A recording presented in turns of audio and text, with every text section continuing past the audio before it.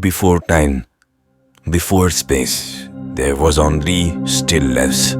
Then, from silence came a single sound, a vibration so powerful it split the void and echoed across the eternity. In Hindu philosophy, Om isn't just a sound, it's the essence of universe. The past, the present, the future, all flow within it. When you chant Om, you are not just meditating. You are aligning with the cosmic rhythm that created everything. So next time you hear it, remember it is not just a sound.